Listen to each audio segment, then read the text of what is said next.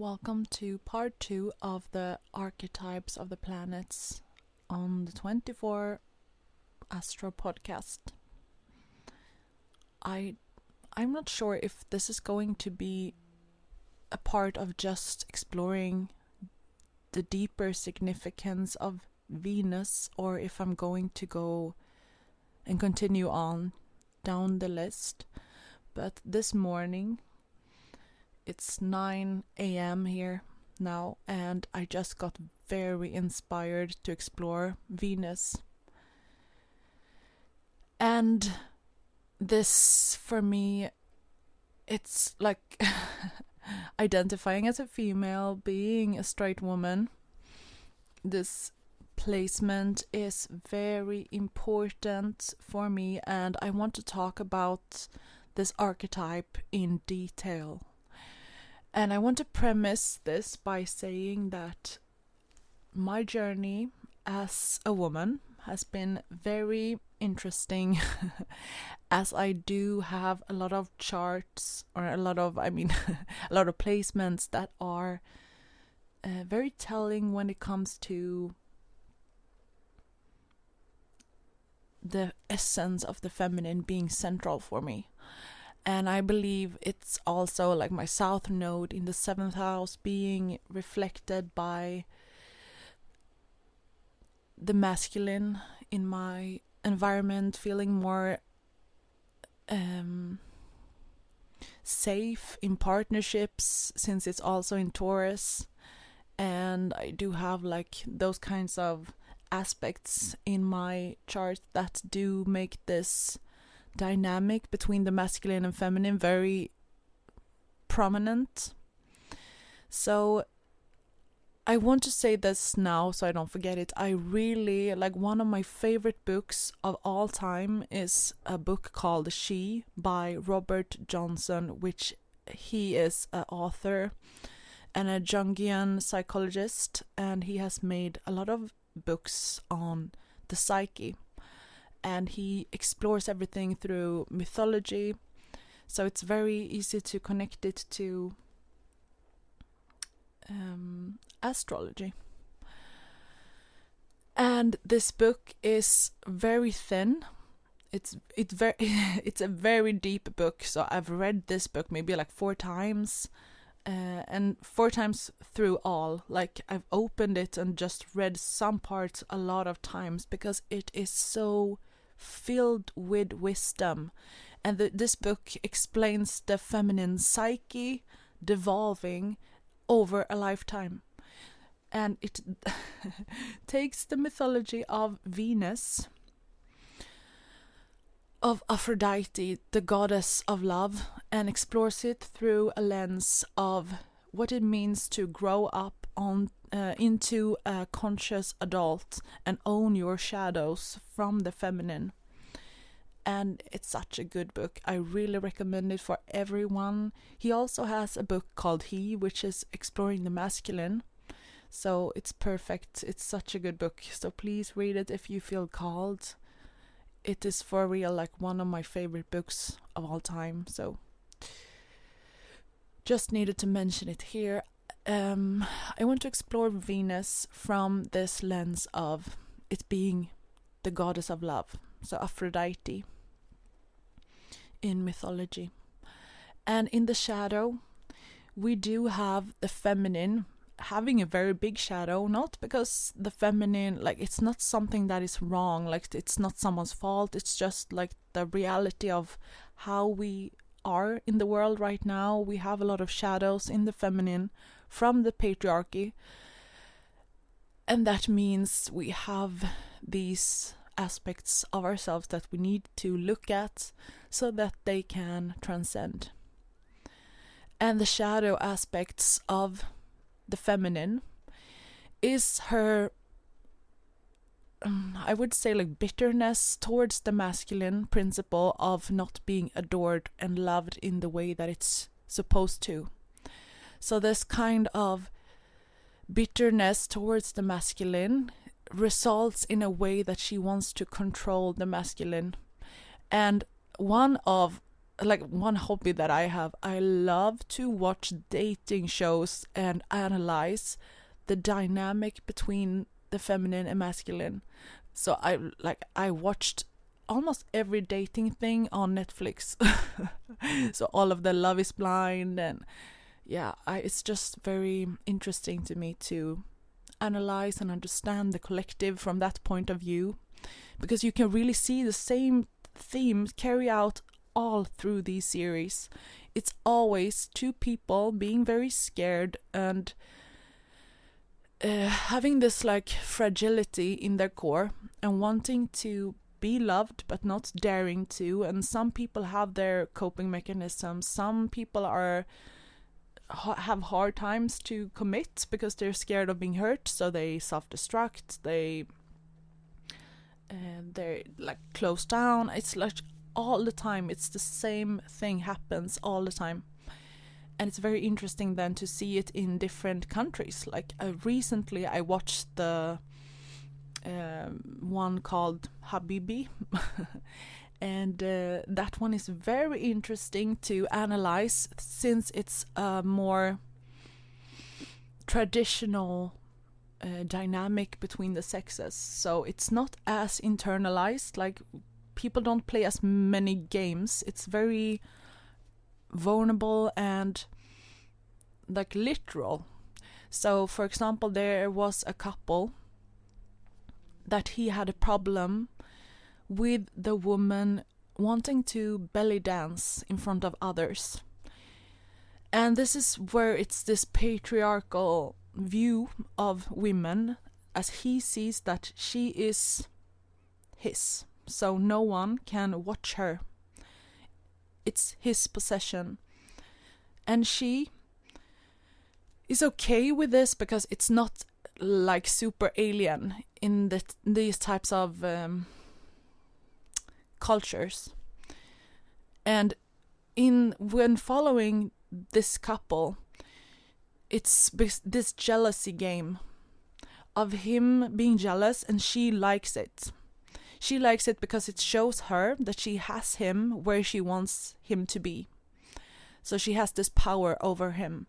And you can see this in all the couples, that it's this kind of like seductress, kind of like shadow side of the feminine, of wanting the man to come after her and trying to like what's the word, like encapsulate the mysticism of her. And she plays with this, and when she doesn't have him anymore, if she gets a bit unsure of how much she has him, she becomes scared. And then this is also a pattern of like she can be scared and self-sabotage and distance herself, because it awakes this feeling of her not being enough for the man.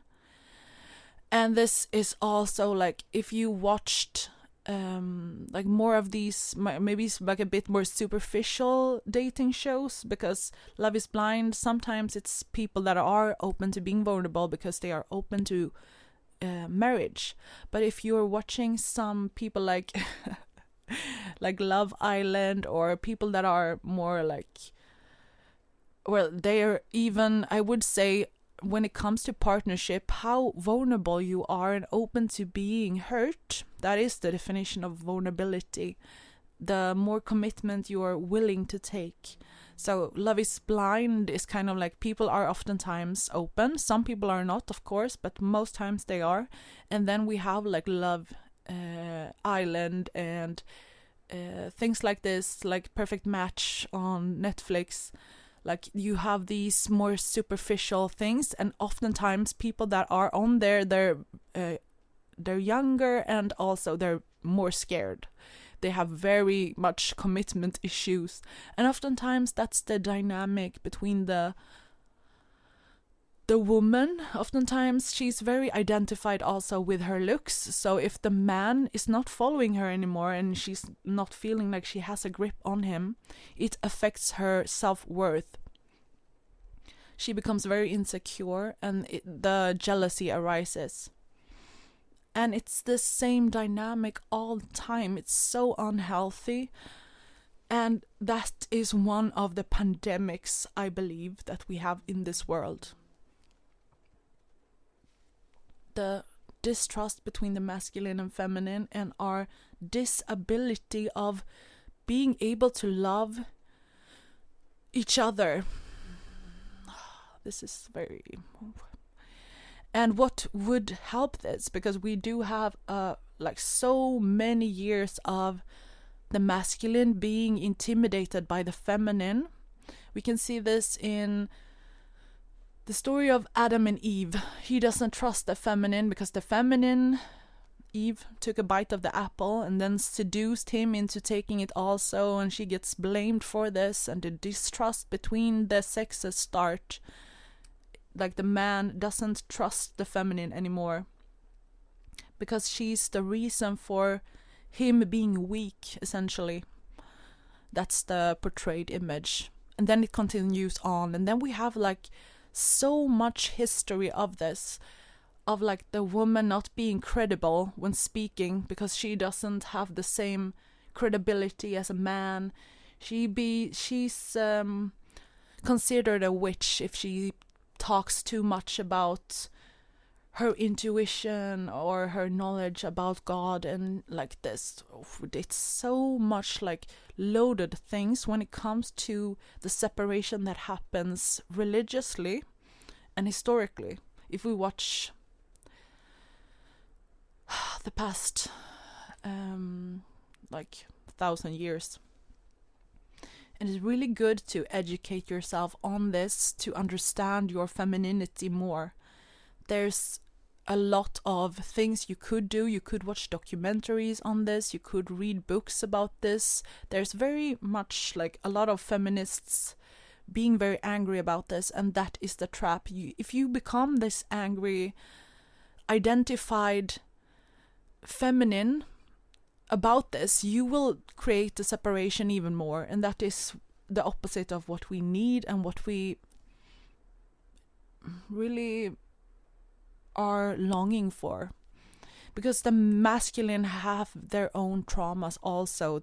I can really feel empathy towards the masculine for being so disconnected from their feminine part of themselves. Like they just are longing for being more soft and being more in the receptive mode and being more okay with feeling their feelings. But the masculine do have this past trauma, I would say, like not feeling like it's okay to show their vulnerability. And like really, like imagine yourself, if you are a woman, imagine how rich it is to feel your emotions.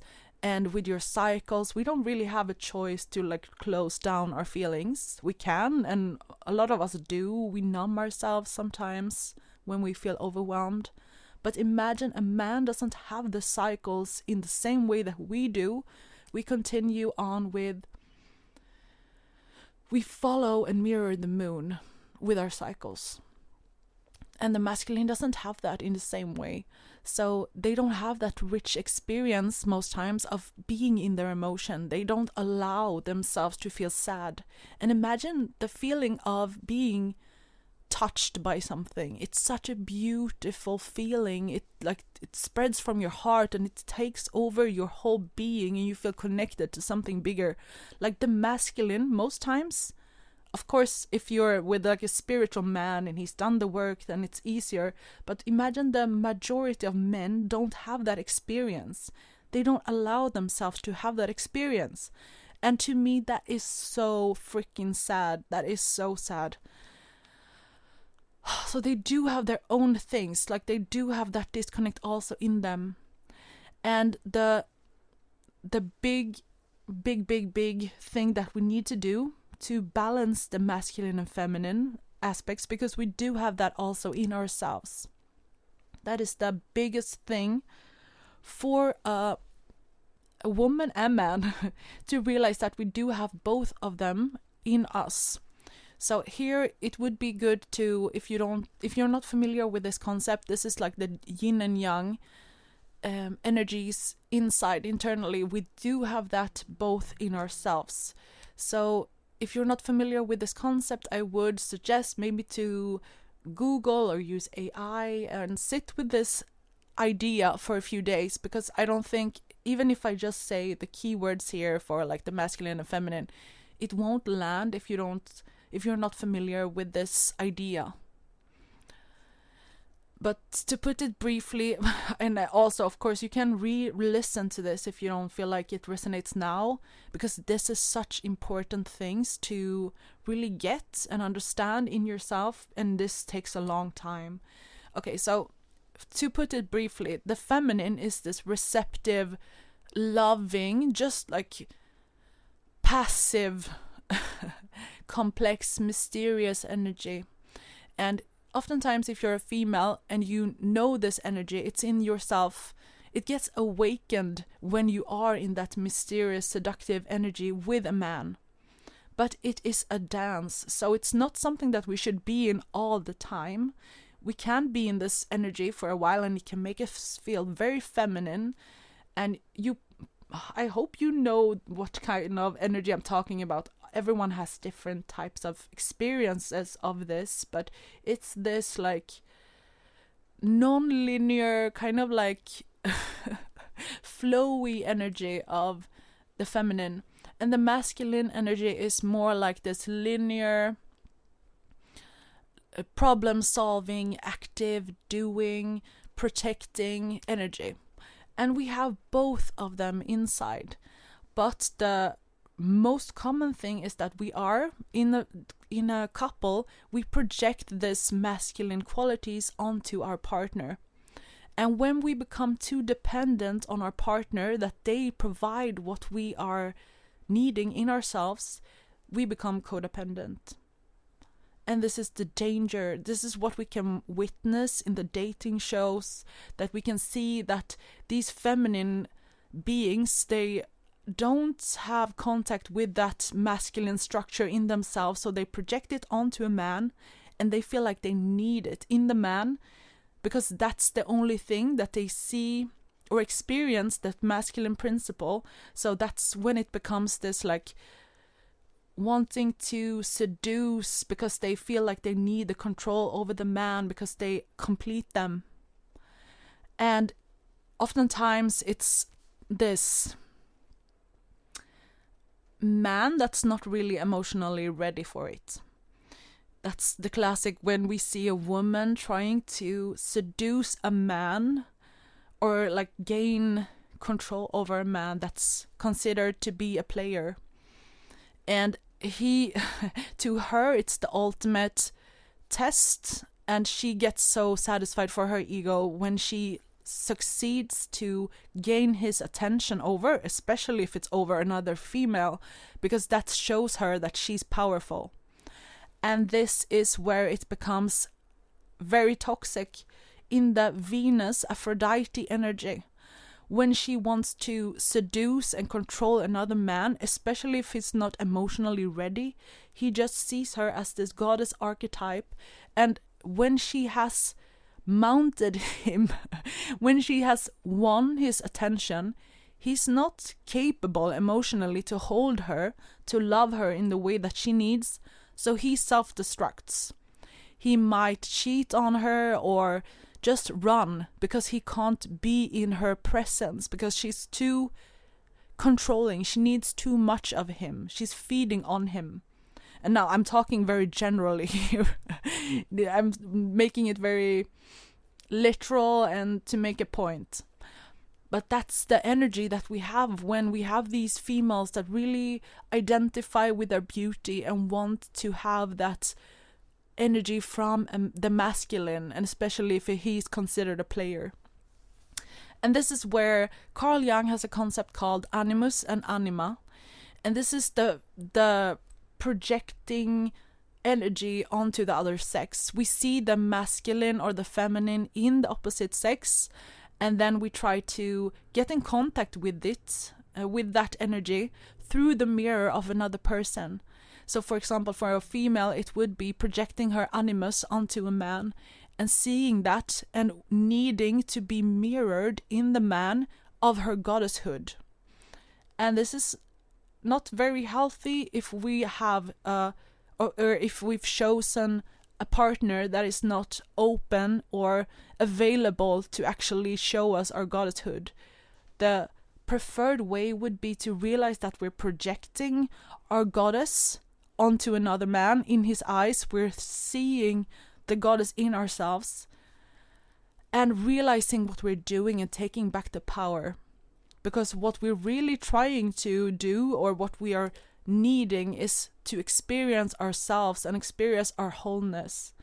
And this is where Venus can become this healthy expression of the goddess of love. So taking back the power, not needing someone else, not controlling the opposite sex, but being the goddess in ourselves. And Carl Jung has a few stages, so I'm going to talk a bit about them, how this looks oftentimes when we start to project, and then how it goes when it's more evolved. And I think this is a very good thing to talk about when it comes to Venus. So I'm gonna do that now. To start with, it's 4 stages of progress when we first experience our projection of animus as a female, or the feminine principle. So the first one is when we project the physical masculine onto a man. So this is like the Tarzan, the athlete archetype. So this is where we oftentimes, when we start to date, maybe we are like teenagers, and going a bit up, like 20 years old, something. And we start to get attracted to men that have power, physical power. So this can be when, and we can see this also in movies, like the shy girl, or like the girls at high school being attracted to the jock, or like the popular guy. So she projects her power and security outwards, and this creates the codependence. She is like so enwrapped with this idea of that jock type. I don't know how to pronounce that, but you know what I mean, like this rugby player or this football player. She's so like mesmerized by this projection that she's really like daydreaming and just imagining having his attention, his protection, his interest, and feeling this like it will complete me. Unconsciously she's imagining like, I need him. But what she really needs is to own this idea in herself. Maybe she really needs this protection energy inside herself. Maybe that's where she starts to psychologically come over from childhood, like teenage years, onto adulthood. And she now needs this like masculine father figure energy in herself. But she sees it in the man outside. So this is the attraction to bad boys, like the alpha male, without reflection, right? Without understanding this. She just needs his validation. And this is the toxic thing that I talked about, where we can see this in the more superficial dating shows, like needing his validation. This is the first stage. The second stage, when it comes to the feminine maturation process of exploring the masculine principle in the world, she starts to project this need for validation from the masculine when it comes to more of like action and initiative. And this is where she starts to long for men with careers, with power.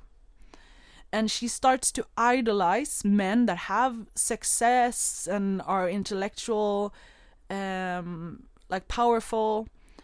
And it's more this, like she needs, what she really needs when she's like starting to daydream about men that have power and like money and stuff. It's not that, of course, because everything of this is not outside, it's inside.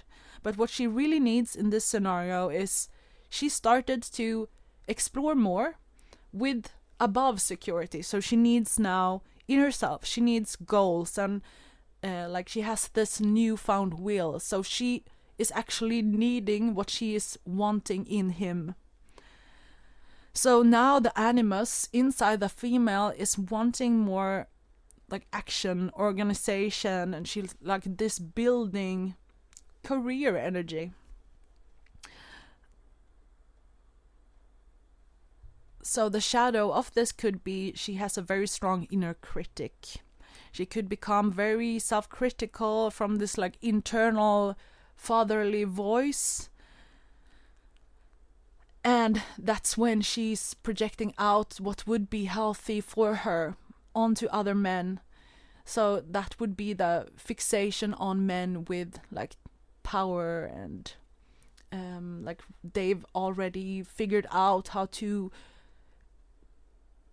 do the form, like the 3D world, and they have power, and that's what she needs inside. So the third step would be the word and wisdom, like the professor, the priest, the philosopher. So the animus now becomes more of a thinker. So the woman is starting to get a bit more contact with her inner masculine, her inner man, as like an intellect, like logical. But oftentimes it's still this energy of judgment and know-it-all. So it can become a shadow of inner doubt, mental, like believing you're like having this inflated ego, and really this also like despise towards feelings. So this could be your inner voice, like the inner critic of this is not logical, you don't understand, like this still like this inner critic voice, because that is really the shadow of the masculine inside, both for females and men. And then the last stage would be integration, so the divine lover. So the more evolved animus is logos, so the inner spiritual presence that the woman feels when it comes in touch with her own deeper self. He's no longer a projection, but integrated. He's a source for inner wisdom, creativity, inspiration, and he's the visionary, the artful inspiration, the strong intuition, like dreams of spiritual men. And we don't project our animus onto men anymore. She's in contact with her own divine masculine inner strength. So this would be the most integrated, individuated aspect of owning back your masculine principle in yourself. And this process happens very slowly, depending on who you are, how much work you've done on yourself. A good way to understand this or look at this for a female would be to analyze your past relationships, like the dynamic you had with them, the problems you had in the relationships, like realizing what you projected onto them, seeing the patterns, maybe like analyzing, okay, my last boyfriend was the second phase, my first boyfriend was the first phase, and so on.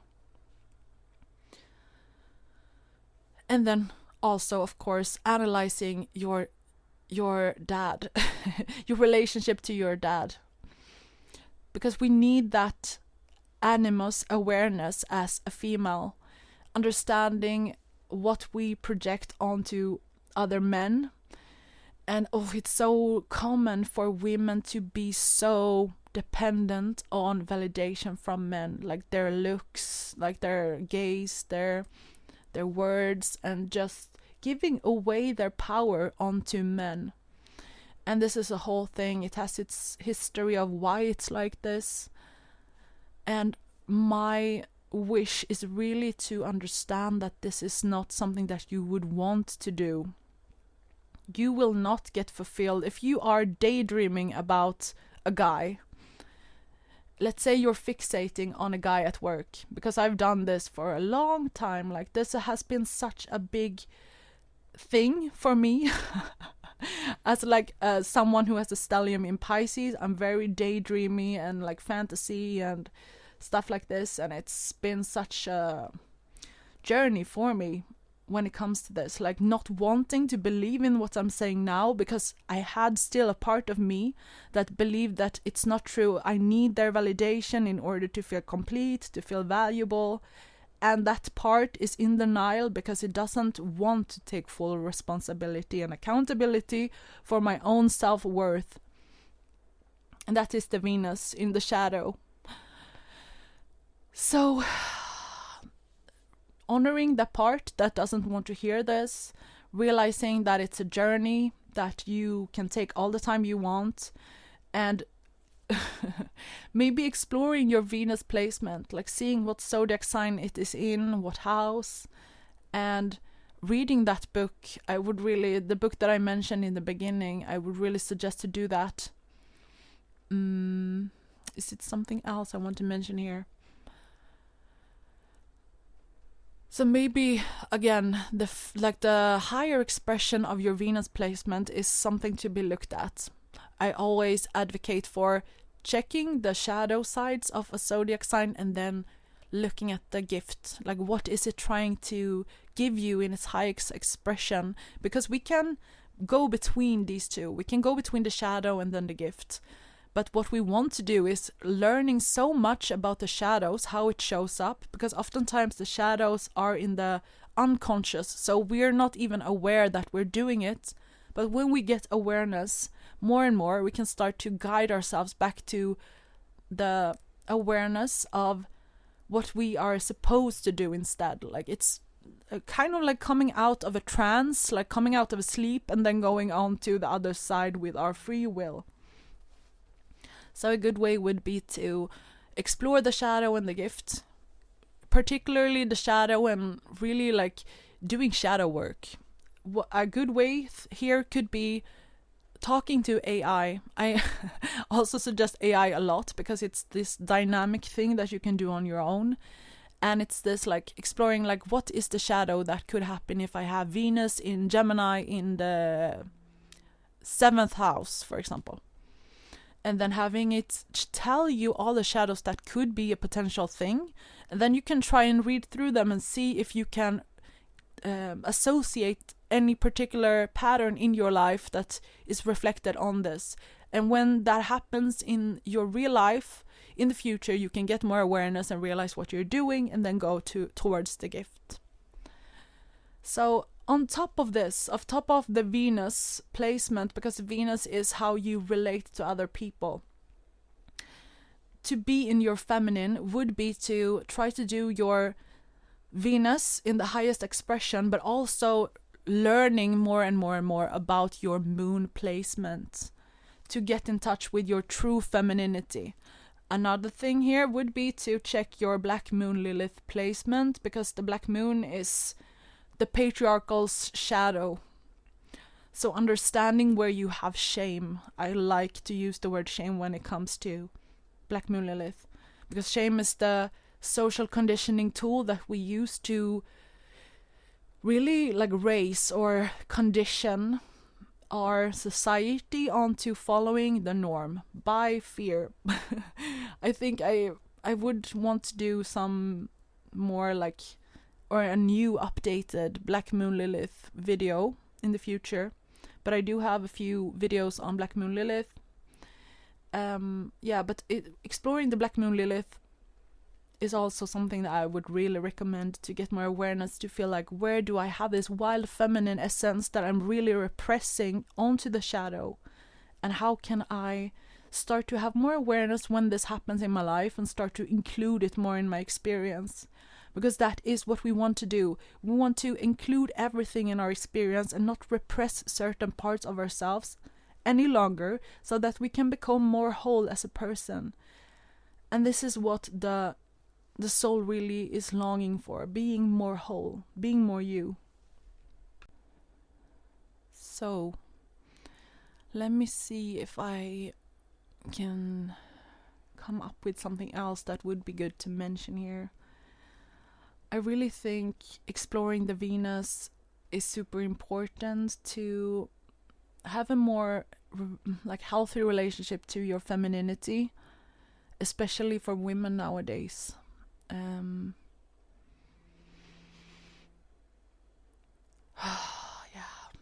No, I think maybe that is what I wanted to say about Venus for now.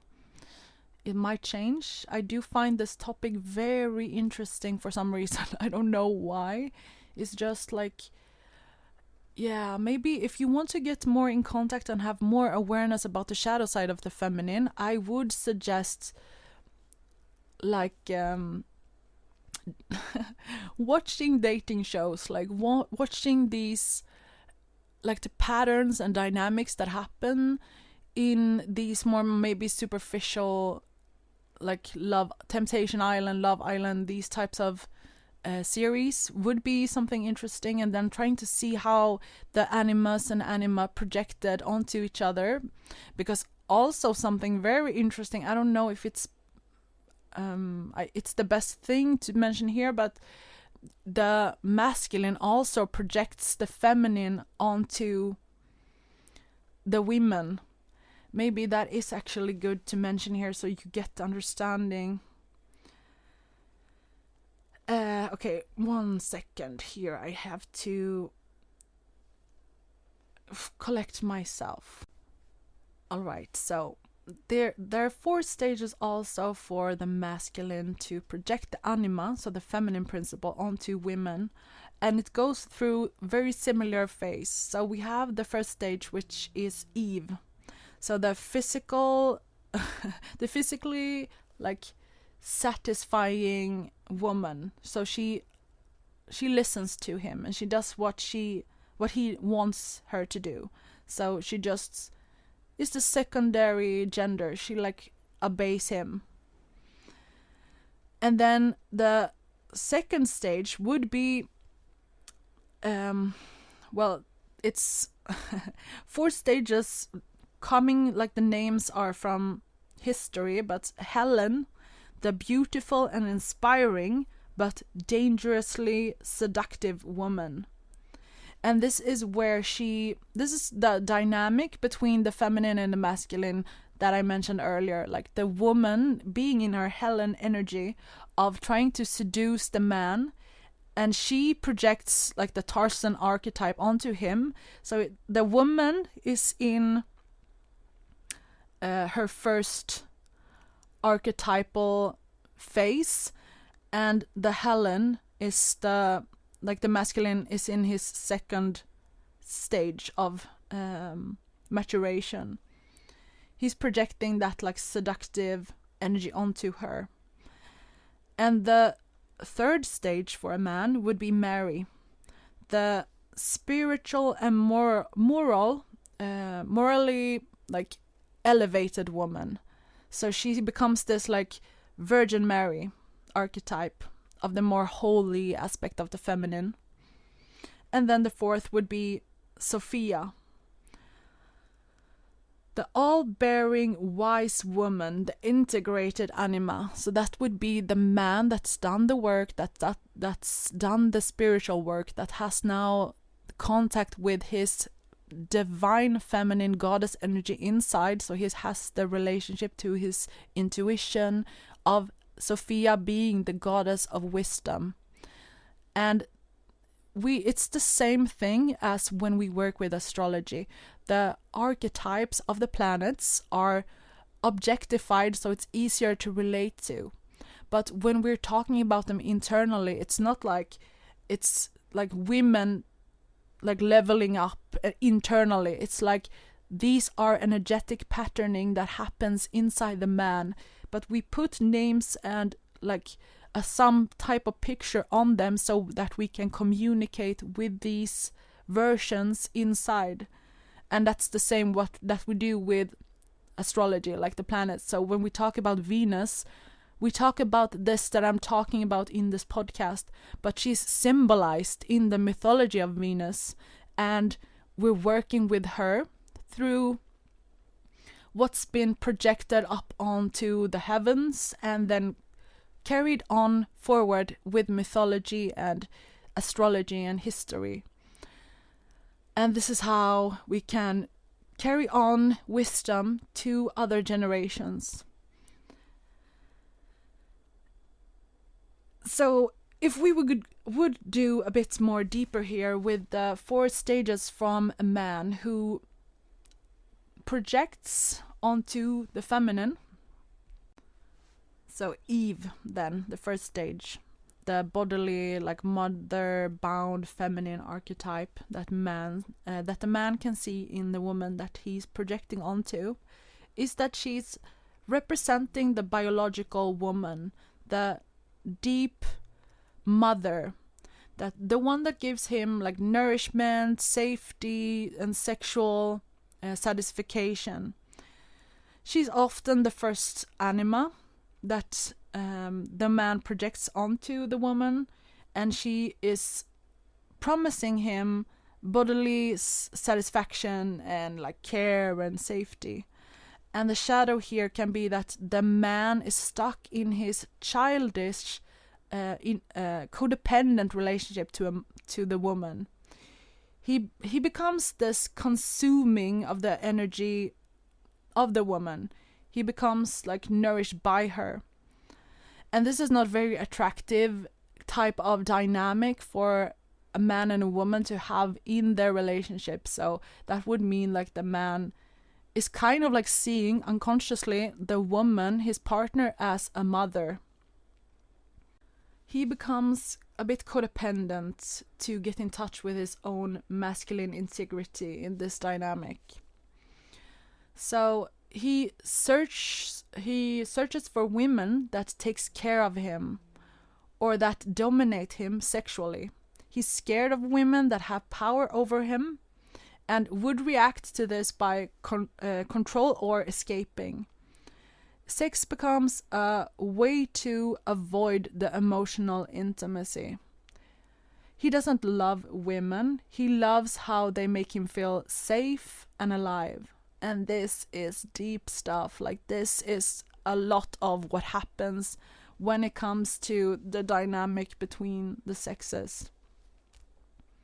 So in the second phase, the Helen, the erotic, idealized woman, the feminine, she is this beautiful, sensual, magnetic woman that is oftentimes like this muse energy, the woman that is longed for by everyone, and this impossible kind of like feminine, seductress energy. She raises admiration and idolization and longing from the man. But the shadow would be that the man projects his unlived emotions and fantasies onto the woman, and he becomes addicted to the chase. He loses interest when the relationship becomes real. He's not really interested in the woman per se, but he's in love with his own inner image of her. Not of her as an individual, but the image. And this is the typical dynamic that follows with like passion and drama, and then the man escapes. He runs. The woman becomes idolized, then demonized. It's oftentimes relationships that are very intensive and short-lived. So he doesn't love her.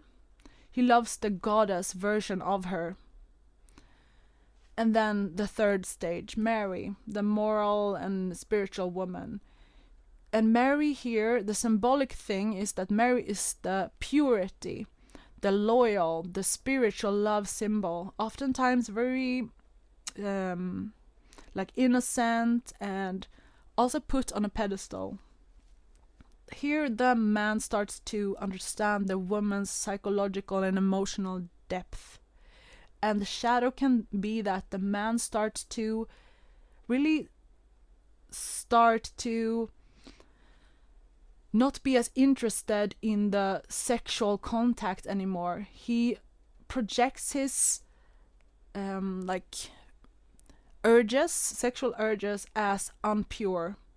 He puts the woman on a pedestal and loses his own grounding.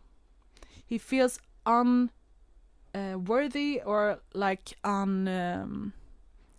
unworthy. and idolizes the spiritual quest here more.